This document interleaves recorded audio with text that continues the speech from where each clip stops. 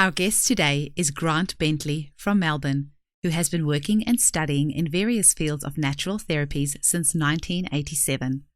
Grant is a qualified homeopath and naturopath and has studied clinical hypnosis and has a Post Graduate Diploma in Eriksonian Psychotherapy. Grant is the current principal and senior lecturer of the Victorian College of Classical Homeopathy, VCCH, where he has been since 1995. The college, under Grant's leadership, has been clinically trialling the relationship between facial structure and successful chronic homeopathic prescribing since 2000. Graduating practitioners use facial analysis with all of their chronic cases. Homeopathic facial analysis is something we will be delving into in our talk today, along with how we can use homeopathy to help our patients who have Pandas. Pandas is a topic which Grant has also authored a book on, and it is aimed at parents and helping them to understand how homeopathy can help. I was so inspired and excited by homeopathic facial analysis after our interview that I immediately enrolled in Grant's course to learn this new technique, and I am excited to be using it in my practice. I encourage other homeopaths to get in touch with VCCH as well to find out how you can add this exciting and accurate tool to your practice for better prescribing. Enjoy the episode. Welcome to the Homeopathy Hangout podcast, where we discuss all things homeopathy from around the world. And now, your host, Eugenie Kruger. Hello, everyone, and a very warm welcome to Homeopathy Hangout. Today, we get to hang out with homeopath, naturopath, author, educator. I'm sure there's a few more titles there I've forgotten. Grant Bentley, all the way from Victoria. Welcome, Grant. Hi, Eugenie. How are you? Very well, thank you. I'm very excited to have a chat with you today, especially with your facial analysis. That's something that I'm super interested in, and I can't wait to learn about more. But we've also got some other meaty topics to chat about today. But I'm wondering, before we get started, can you tell us a little bit about how you first were introduced to homeopathy? Was first introduced to homeopathy via the naturopathy, which I think a lot of people are. The naturopathy there was an extension. I was doing a lot with psychotherapy and psychological medicine beforehand. I realized that there were certain limitations. You had to improve the physical body. It wasn't just all about the mind. I think in this day and age where we talk about the unification of mind and body, we sort of think of it as a one-way street from mind to body, but of course it works the other way as well. So without the right nutritional support or the right physical support, you could have psychological insights, but that may not necessarily improve your overall health. So I did the naturopathy course, and then I was around about halfway through that when I was introduced to homeopathy. I read a few books about it, and there was just something so shamanic and so cool and so well thought out, and the authors were so well credentialed that I think almost from the first paragraph it had me in hook, line and sinker. Marjorie Blackie, I think, was the very first homeopathic book or author that I ever read, and yeah, she got me into it, and I've been doing it ever since. It's about 30 years now. Amazing. And you're also the principal of the Victorian College of Classical Homeopathy, right? When did you start that, and how did that come about? That it was started by a person before me in the 90s or early 90s, and I was a student there. And then after she was ready to retire from it, because as you know, it can be a bit of a hard game in alternative medicine. For every dollar you get back, you've got to put in $2 worth of effort almost. And so it was just time, and I just happened to be in the right place at the right time. And I started taking over the college from there, and we've been running ever since. And that was about 1994, 95. And we've kept it going. It's changed form a little bit.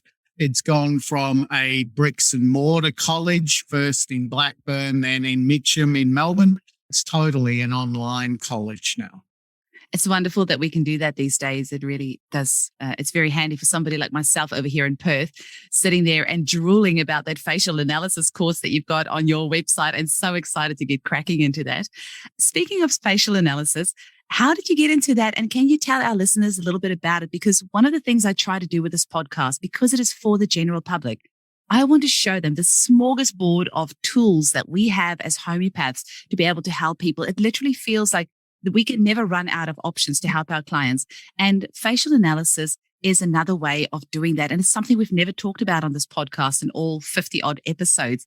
Right. Can you tell us a little bit about what it is?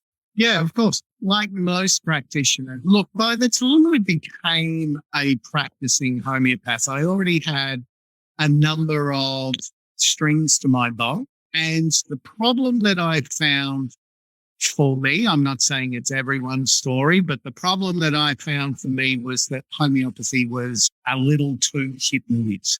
However, when it did hit, it hit in such a deep and thorough way that it was undeniable that there was something there. But it was about systematizing it for me in a way that I could make it more reproducible. I had no idea what that was. I tried various different systems that were around in the late 90s, early 2000s. I won't go through them because they didn't work for me. So I don't want to seem like bad-mouthing anyone, because I'm not. But it didn't improve my success rate. As you previously explained, I was also an educator, and I'd been involved in adult education for about 12 years at that time. I had read the Organon a number of times, and I'd also read, when it came to the miasm section, books like Roberts and Allen and so on. Now, Roberts and Allen are interesting because, and it just shows you pick up what you want to pick up. It was only about after the fourth or fifth reading that I realized that Allen was talking about facial features and the miasms. And for this fourth or fifth time, it just dawned on me that if it was true, and it's a big if, but if it was true that the miasms created and formed facial features in their own design to the degree of which they exert their influence, then theoretically, if you could read what each miasm was imprinting, you could not only tell the signs of the miasm, but you could tell to how dominant it was. And so the more syphilitic features, for example, that would be on a face, theoretically, the more syphilitically dominant that person would be. So then I started thinking to myself, well, considering that Hahnemann absolutely stresses over and over and over again in the 6th edition of the Organon, the absolute importance of any constitutional treatment to have its basis in the miasms. I mean, this is the big difference between acute and chronic prescribing. Acute prescribing is using the signs and symptoms as they present at the moment that that patient comes into your clinic. However, if you're doing chronic prescribing, Hahnemann is absolutely adamant that the difference is the inclusion of the miasm into the process, and that you must choose a remedy that is miasmatically suitable to the patient. Right? So if a patient is syphilitically dominant, you should be choosing a syphilitically dominant remedy. Mm. And so I thought that makes sense, but I don't understand how. And this was where the really big problem has come about since Hahnemann's time, is that the instructions are there of what to do, but not how to do it. He didn't know either. His life ended. Other people tried their best. We've gone down the pathway of pathology in particular, that we attribute destructive pathology to the syphilitic and inflammatory pathology to the psychotic and so on. And we try and do it that way. But even Bonninghausen right back in the beginning was saying that that's not a good move. It's true, because when people get illnesses, they display inflammatory processes. They display destructive processes. And it's also true that when you look at each remedy, you will see, say, something like sulfur, for example, if we take that prince of antipsychotics, but it's also very, very destructive, has tons of ulcerations and so on. So what we ended up doing is going down a process, well, that's just the syphilitic element of Sora, or that is the psychotic element of Sora. And so it ended up with all remedies are multi-miasmatic and all people are multi-miasmatic. And so now in the end, we're no further ahead because it doesn't tell you anything. And so this is where the idea of dominance comes in. The one thing that if we're taking, let's stick with sulfur, right? So if we're taking sulfur or any of the antipsychotics into account, they all have this centrifugal action. So they're all pushed from whatever is going to be the negative influence, the inflammation, the infection, whatever it is, from the center to the circumference. That's their action.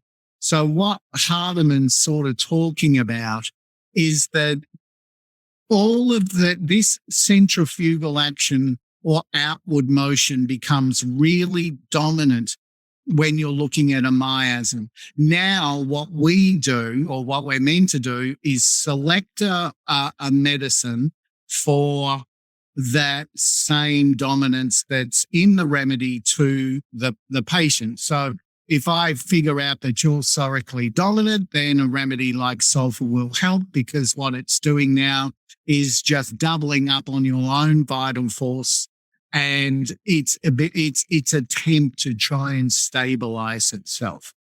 So it's working with what the body wants and working in the way that the body wants. I guess the main takeaway from this is that what I was trying to do was that I went back to Allen and Roberts, because if I could figure out somehow that you belong as a patient to miasm X, then when I finish my repertorization, all I really have to do is choose a remedy from miasm X, and that will help you along. So it's also seeing the miasm as not something inherently destructive that gets worse each generation, as Kent said, because that actually goes against how evolution works. You know, I mean, there's a real problem with that. But if you see the miasms as a force of action, that your vital force is trying to take, it's programmed into you, and it's a force of action that is taken to protect the vital inner core, then now they begin to make sense. And now it begins to understand why it's important to choose a remedy from exactly that same miasmatic group. So, for example, and if I'm talking too much, you just tell me. But no, that's great. For example, if you belong to the psychotic group, now remember, everything's about protecting that vital inner core. So that psychotic group, psychotic people they are given a vital force where in a chronic situation, it will try and envelop any sort of infection and imprison it. So if you come along with a remedy like sepia that does exactly the same thing, then you're doubling up on the body's already pre-programmed state of how to rebalance itself. But if I now give you a remedy like sulfur, it might be highly indicated, but it's telling you to push it out. And that's not what the psychotic person's vital force is programmed to do. So that's why you get so many aggravations when you choose a remedy that does not belong to the same miasmatic group as the person that you're treating. So, all the way through homeopathic literature was that it was the best remedy, but it either A, failed to relieve, or it caused a massive aggravation.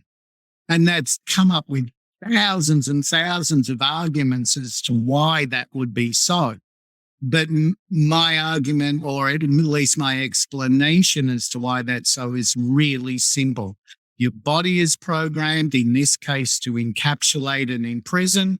We're giving a medicine whose instruction is to push out. You're going against the program of the vital force, no matter how well it's repertorized on symptoms. So your body's going to react either A, not at all, or B, negatively. And so since I've been able to employ the miasms successfully, I've found that my aggravations have dropped to almost zero. People will either not respond or they'll respond positively, but they really won't negatively react. And if they do, then I know immediately I need to recheck the miasm of that person. Essentially, how I got onto this was a really long-winded task, so I won't go into it too much, but I accepted that there were remedies like sulfur, thuya, and mercury that were already designated anti-miasmatic remedies. So when I got a good result from somebody constitutionally, remember acute doesn't count, then I would just take pictures of their face, and after a while I'd start to see what they had in common. And it's that commonality that I attributed to the influence of one particular miasm. And so over the years, with a bit of help, it wasn't all just me, but over the years, we've been able to develop an entire dossier where we can say, okay, well, that structure on the face is a psychotic structure. That one's a psychotic a psoric, and that one's a syphilitic. And so when patients come to my clinic, then we always get them to do some photographs. We then assess those photographs. That will tell me what miasm it is. And then from the repertorization, which is pretty standard, it's just generals, mainly a few mentals. The reason that I could go back to the generals, because when I was saying earlier about how there were a lot of different things that I tried in the late 90s, early 2000s, they were more mental things, that Staphylococcus aureus patient will do 1, 2, and 3, whereas a causticum patient won't do that. They're more likely to do 4, 5, and 6. I actually now, with hindsight, think that's limiting the remedies. I think every time you do a drug profile, you're taking, again, if we use sulfur, you're taking some 15,000 different rubrics, narrowing it down to 10 or so, and then building a story around those 10.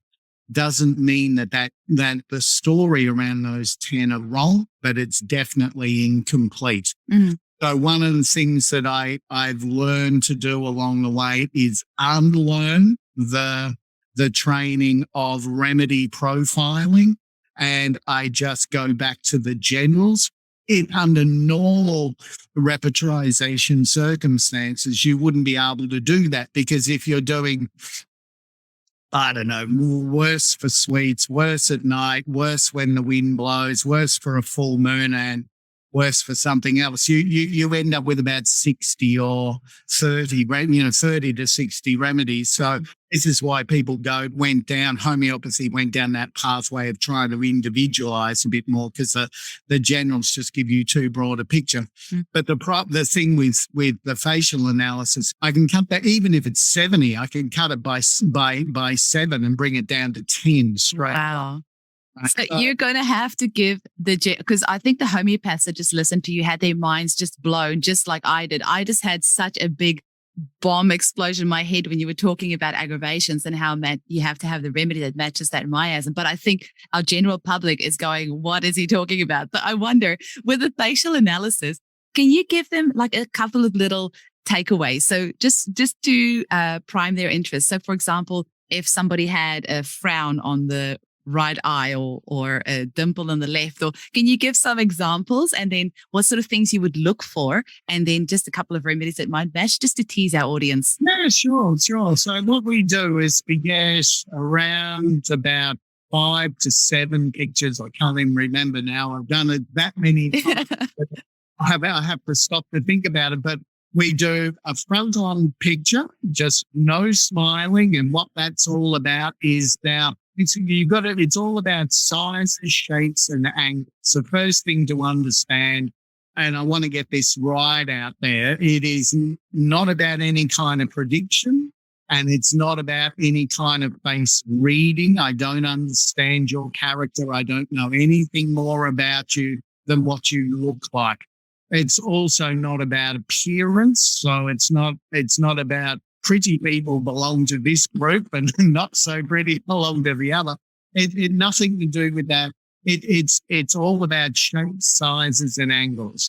So what I do if I had your picture, for example, I have a front-on picture and I'm looking at whether or not your lips are more full or whether or not they're thinner, how wide or otherwise your nose is, whether or not you have a ball on your chin, a cleft on your chin, nice big dimples like you have, all these sort of things. And so like the dimples, for example, they will go into the syphilitic category. So what I have is that I have psora, psychosis, and syphilis, and the names are terrible. We really need to update them whenever I give a remedy a client's. I already have done that. I've done that about 20 years ago. I just decided, no, I've had enough of this psora, syphilis, and psychosis. So what I did is that I tried to make it as innocuous as possible. 3 primary miasms, 3 primary colours. I just gave each one a colour. Psora is yellow, psychosis is red, syphilis is blue. And so what I did then is that, so your dimples, for example, they will go into the syphilitic column. And if people have got a bit of asymmetry or a longer chin, that goes into the syphilitic column. And then what I do at the end of it is that I add up those columns. And remember, what I'm looking for here is dominance. Mm. So whichever one is the more dominant, then that means that dominance can only be formed because the internal energy is stronger. So each miasm is forming as many facial features as its energy allows. So the more that facial features that belong to one group, the more dominant I know it is. So in a makeup case where the vast majority are going to be in this blue or syphilitic column, then I do the generals of the case, all the conditions that make your symptoms better or worse. So if you have a migraine, for example, and that migraine is worse when you drink coffee and it's worse in the mornings, it's better at night. I take all of those better and worse scores and I put them into a group. And if it's sulfur, Fire and Mercury come up the top 3, I know that sulfur and Mercury I just leave behind and I go straight to the Mercury and I give that. Amazing. And it works like a dream. It really does work very, very well. And lines too. So 1, 2, when people often frown, they'll have 2 between their eyes. Not 2. So one into the toric group. If it was one line in the middle of the back, that will go into the psychotic group. And we have got some 70, 75 different facial features we cover most people. And I can work out before I give the remedy what group you belong to. So the chances of getting the remedy right are much, much higher. Mm-hmm. I just love that. And as you were talking, I was thinking, I just had a bit of an aha moment, and it made me realize, I think we have so many different tools we can use in homeopathy. And I feel like it's such a blessing, really, because each homeopath, we go on this journey of trying to find the tool that helps us the best. And that's, that might be sensation method or intuitive homeopathy is something we've been talking about on the podcast lately. That's been coming to the forefront, and the facial analysis. And it just feels endless. And I'm definitely still on that journey. I'm still dabbling with a little bit of everything, trying to find the one thing that really is my thing. But I like playing around at the moment. I always say I want to have all the toys. I want to play with all the homeopathy toys. But it is wonderful when you found your one thing like you have, and you've got a couple of decades now of really honing in on this and being an expert in this and being able to pass this knowledge on to other homeopaths is just brilliant. So thank you for your work. Oh, that's my pleasure. And I like passing it on. I think I have a lot of patience, and I try look, you always get people who come and go, but those that stay with me for a little while, I try and train them up a little bit.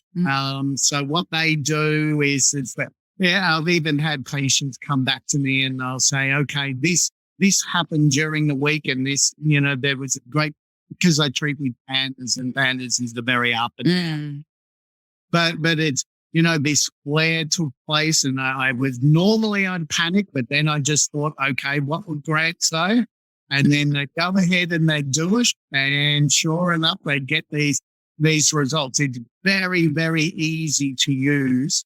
The difference, I think, between the HFA method and some of the others that you're doing is that, and this probably says a lot more about me, is that it's objective. And that's what I liked about it. It didn't rely on my own prestige, my own abilities, and whatever, my own interpretation. It's something that talks to me, and it just says, this is the way nature is.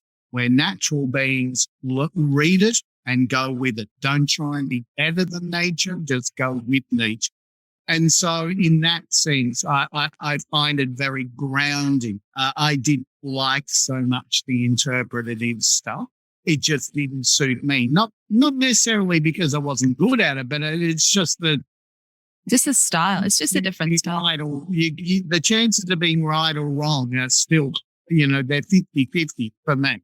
Mm-hmm. And the facial analysis takes our own prejudice out of it as well, because you're just looking at the face. That's what it is. Absolutely. And even with that, there's, you can prejudice that. So what I do is that before I choose any remedy, obviously I've got to do the face, but I will often do the face after I do a case too. I do it in that way because, well, what I'd found was that if I preconceive what miasm that I think you are, I found myself asking confirmatory questions, and I don't want to do that. So I just leave it. All I would do in a consult is just, we look at the camera at each other. I ask you a series of questions.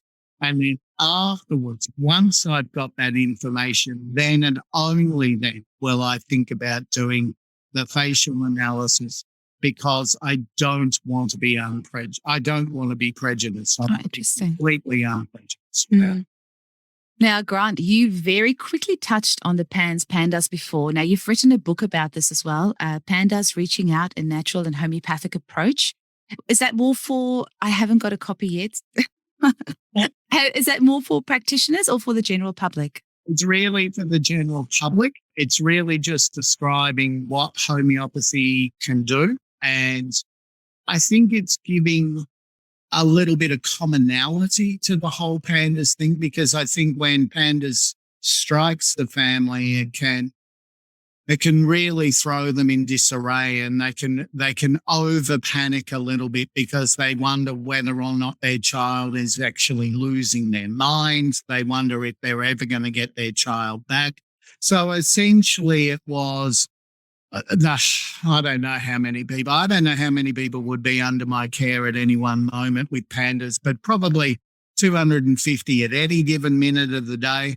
And so I've collated a lot of information over the years, and it was, one, a reassurance that something can be done. You don't have to just accept this. And two, your child isn't going crazy in the long term. It might be a temporary insanity, but there is a reason for this. It is because you can see a commonality here, then you know that there is a pathological base.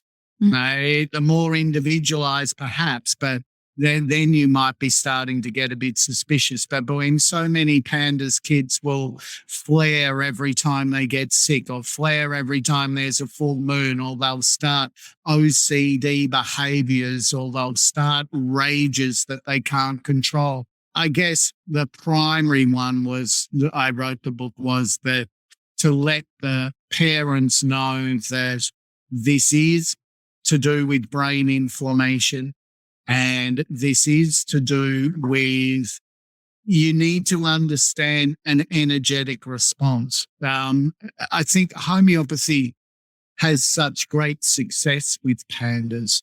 And there's a difference between Pandas and autism too. I sort of wanted to get this across too, because there are some conditions that are very set.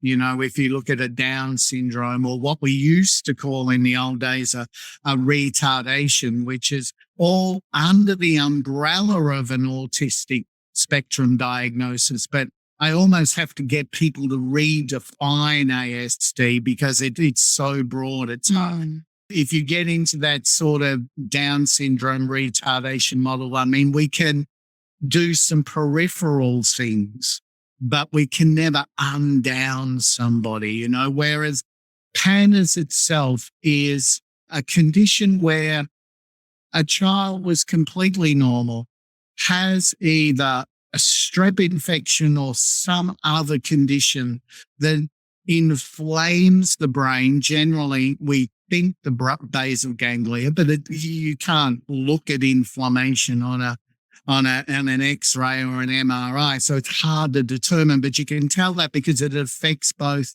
behaviour, as in there's often violent behaviour, as well as motor tics and also. So the basal ganglia is one area that would actually look at and influence both of those areas, both motor as well as psychological. So then once that's inflamed, the child sort of stays in this flare anywhere between a week to years. And sometimes that flare will go up and down depending on conditions. But this is where homeopathy becomes absolutely essential. It's an energetic system. So therefore it's about the ups and downs of flow. Any condition that has ups and downs, homeopathy can treat. Anything that's just absolutely stable and baseline, we kind of have to accept, you know, like an amputated arm, as it's just baseline. You don't have your arm back on good days and then it goes again on bad days. But we can give you remedies to make you accept the lost arm. Well, that's true. That's true. That's true. We can treat the grief that goes on.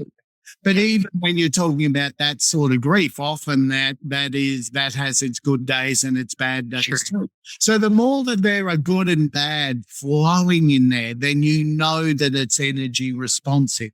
The moment that there's anything that's energy responsive, the best medicine that you can use is homeopathy, because it's the only one that caters for the flux. And so I guess that's about it, really. I mean, I wrote it for parents so they can understand it. I wrote it for parents so that they can have some comfort. That's pretty much it. And with your decades of experience, have you seen an increase in Pandas at all, or do you feel it's...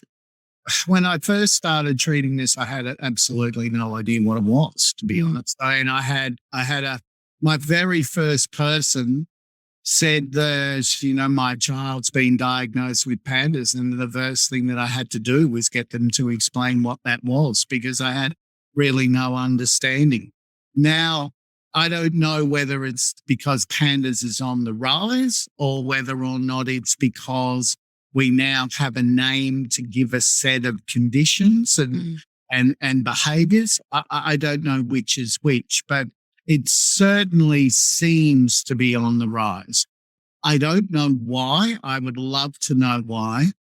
But it is, I think, a little bit of a barometer of what, you know, to just let us know that the energy of life is not where it should be, with so many young people that are reacting like this. where I live is an interesting place. There's a Tibetan Lama up the road, a full-on Tibetan Lama. He comes occasionally to see us. And I was asking him about autism and pandas one time, and he sat down for a while and he said, I asked him, where do you think it all comes from? And he just said, too much noise.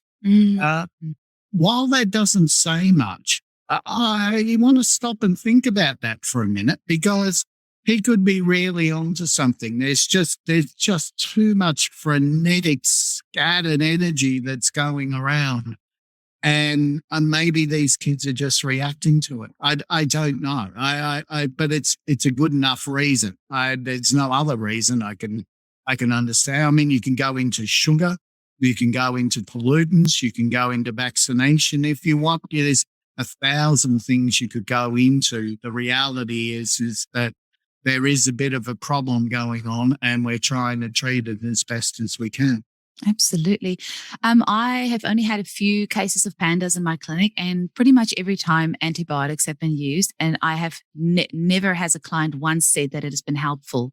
And what have you found with the use of antibiotics? Because it's not my area of expertise, but I mean, there's always a place for it. Obviously, this is somebody who's just come out of, appendix surgery, and thank God for antibiotics. But what have you found the role of antibiotics in the case of pandas? Yeah, look, I have seen success cases with antibiotics, but not long-term success cases. Sorry, that's what I should have clarified. It's only ever been short-term, maybe a month or two, and then it's just relapses. I've seen people that had kids that have been on it for longer periods than that. I've seen kids that have been on antibiotic treatment for years, as a matter of fact. And what we can do is that we can get them to reduce that. So look, really heavy antibiotic use through the administration of things like IVIG, that can be 50-50. In fact, that can really be 50-50. And when it goes bad, it really goes bad. So I'm not necessarily promoting stuff like that. All I'm saying is that most of my patients are online, and most of them are American. And so by the time that they come to see me, you got to bear in mind what's happening. They've got a sick kid. They're coming to see a practitioner who is an alternate practitioner from the other side of the world. So by the time someone has reached that sort of desperation point, they have been through everything. So by the time a patient comes to see me, they're usually on a cocktail of things. The only thing that I ask is that they don't add anything new to when we start treatment, because I have a snapshot of where you are right from this point. Don't stop anything either, because then I won't know. I won't know what's going on. So I ask you not to stop or start any treatment other than what I'm about to do, and then we will reassess from there.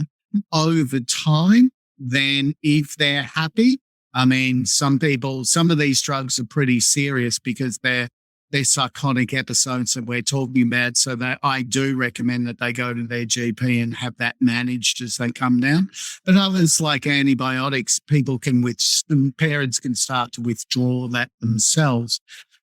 One of the things so we get two things out of that. One is that this idea that homeopathy has to work under pristine conditions, that it won't work if there's an antibiotics, it won't work if there's anti-inflammatories or steroids, or even especially if it won't work if there's antipsychotics, because they're really harsh. I have not found that to be true. And honestly, quite frankly, homeopathy, if it's going to deal with illnesses like pandas that change entire behaviors. I mean, I've had kids that don't even recognize their parents. I've had kids that won't come out of their cupboards. I've had kids that have bitten through the collarbones of their parents in rages. I've had kids that have jumped from a second story through the window. I mean, these are crazy, crazy things. And if homeopathy can manage to calm these things down, these complaints, I mean, the idea that it can be negated by toothpaste or coffee and yet still treat these heavy duty complaints. If homeopathy is going to be negated by a cup of Nescafe, then it's not the world. That is so well said. I absolutely love that you've said that. And actually, I've been waiting to bring in this quote, and I think now is a good time because you wrote something that I love, and I'm going to get this printed out and framed and put up in my clinic because I've never seen it anywhere before. You wrote, "Homeopathy is the only system that swept and changed the medical world within the space of one lifetime." I've never thought about it that way, but that is so true. It's what was one lifetime, and there's a whole incredible system of medicine was created. And I agree with you. Homeopathy is so much more powerful than we give it credit for. We want to think that, if your hand touched the pill, then you've antidoted it. Or if you just had a cup of coffee 10 minutes earlier, it's not going to work. But you are so right. That's an interesting quote. I'm glad I wrote that. I have never read any of my books. I put the full stop down and then I just let them out. So I don't know what I've written and what I haven't. That's a nice point. So, but yeah, I think we underestimate how powerful, but we also underestimate how forgiving it is too. I mean, homeopathy is a very, very forgiving medicine. You can get it wrong many times and you're not necessarily upsetting this person's life, or you're not changing their vital force for the worse permanently. There's a lot of dangers we keep getting, especially when you go through homeopathic college. I mean, some people come out and they're almost too afraid to use it, but I've seen that. Very, very forgiving. All you have to do when you get it wrong, and you'll know when you get it wrong because symptoms turn back, right? And so you don't have to be Einstein to figure out when someone's worse. If someone's worse, you just stop. And what do you do to negate that? You redo the case. In our case, you redo the face to make sure you've got it right. You look at your repertorization again and you choose the next best medicine. So the best remedy is always the best antidote for a mistake that you made prior to it. Okay, so you don't have to think about remedies to antidote or specifics to antidote. Just get the remedy right, the next one right, and you'll be fine. Mm-hmm. Now, you've mentioned about homeopathy as an energy medicine as well. Do you want to talk to our listeners a little bit about maybe a little bit about the vital force? It's tricky to get all these things into little bits because, as we all know, when we do lectures on these in homeopathic college, it's like several hour lectures. But just, you mentioned the vital force earlier in the podcast. If you can quickly maybe touch on that and just homeopathy as energy medicine, just depending on whatever your time allows, because after that we'll finish off after that. Okay, I allowed a fair bit of time, so beautiful. Let's go.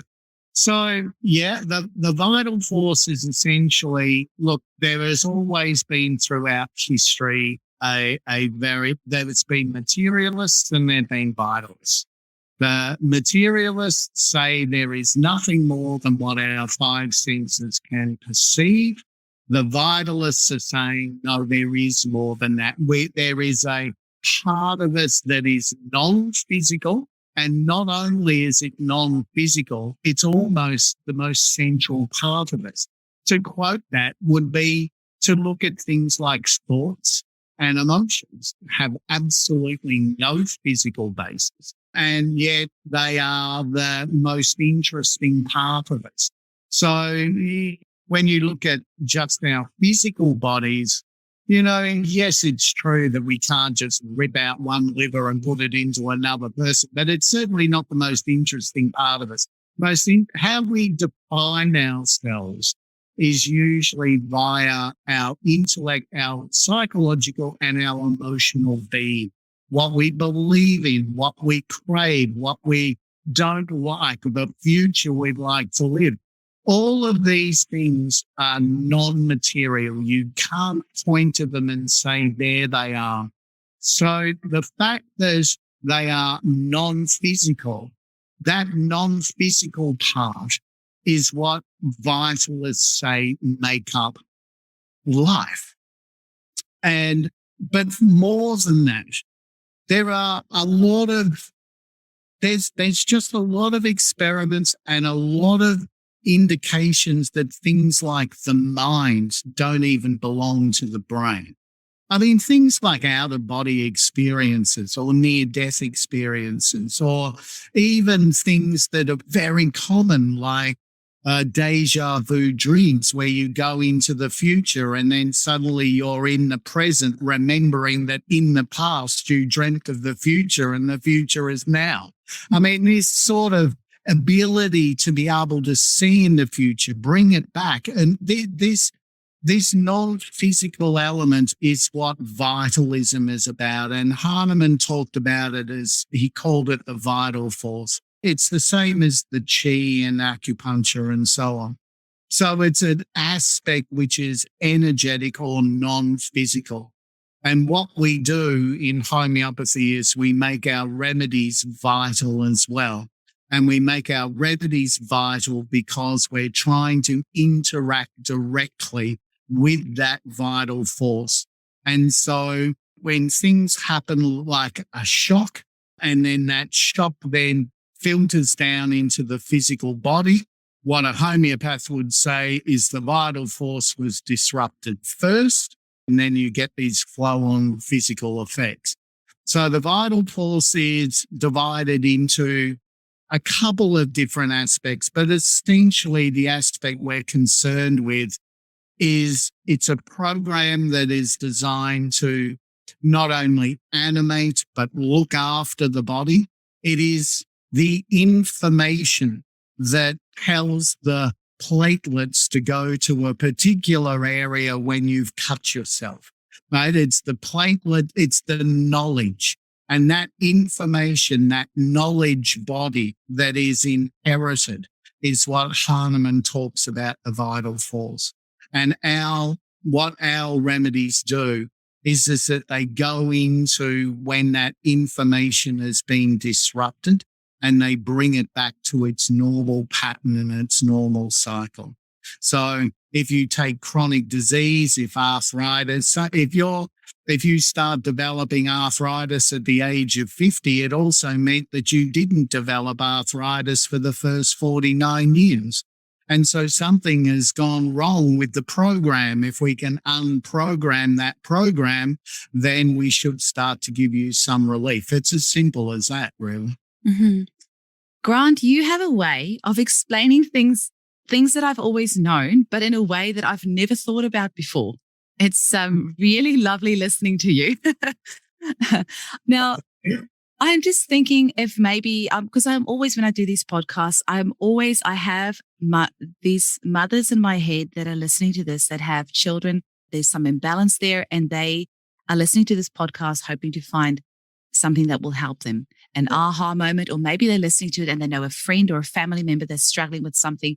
And my heart's wish is that they will listen to this podcast and there will be an episode and something will jump out at them and they will feel that there is a glimmer of hope.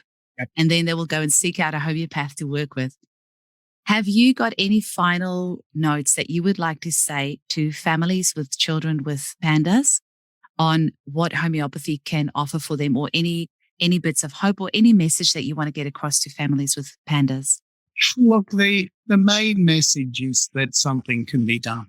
Even if you have not experienced all that much in the past, or you've been through all the different treatments, you've got to understand that homeopathy is a completely different way of looking at the same problem. So we might be looking at the same landscape, but we're looking at it from a different direction. And it gives you an entirely new way of being able to approach the same problem. No one is saying that medicine is wrong. They have their strengths, but they have their weaknesses. And the non-adoption of vitalism, in fact, their fervent rejection of vitalism, is their weakest link. It's not their strongest. They will tell you that that's medical science's strongest link. But to be able to divorce things like emotions, hopes, thoughts, dreams, ambitions, self-appraisal from the equation of what's going to happen to your body, well, that's just nonsense. So, but the inclusion of those things, the inclusion of that behavior and that mental outlook is already by its very nature bringing vitalism back into the argument.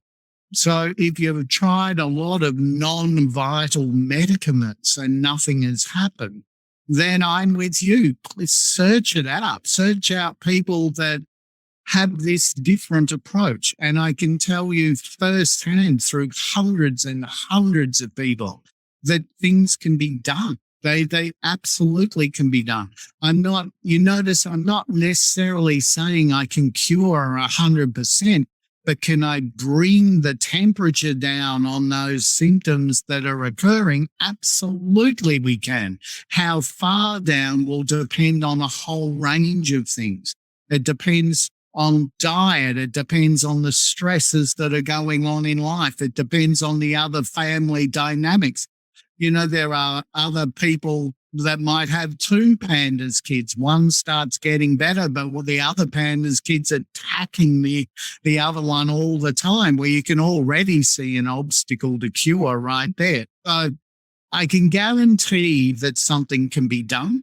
The extent of what can be done depends on too many exogenous circumstances to make a promise. But the promise that something can be done, yes, that's there. That's beautiful. I just know that somebody is going to listen to this message and just have a sense of calm in them, just knowing that there's somebody there that will listen to them and will be able to help.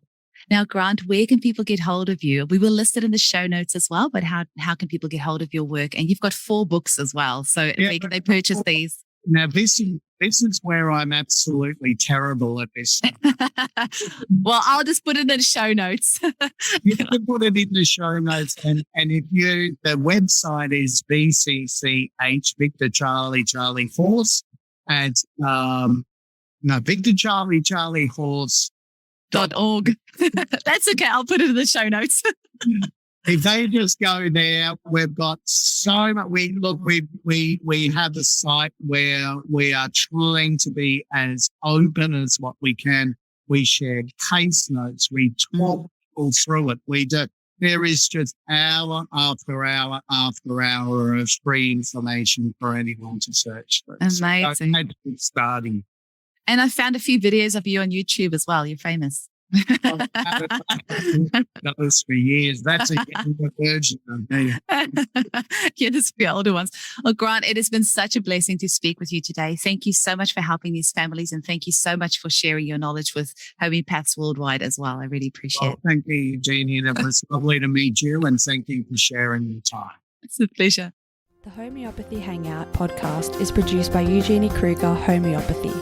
For more information, visit eugeniekruger.com. The information presented in this podcast is for educational purposes only and does not replace advice from your medical practitioner.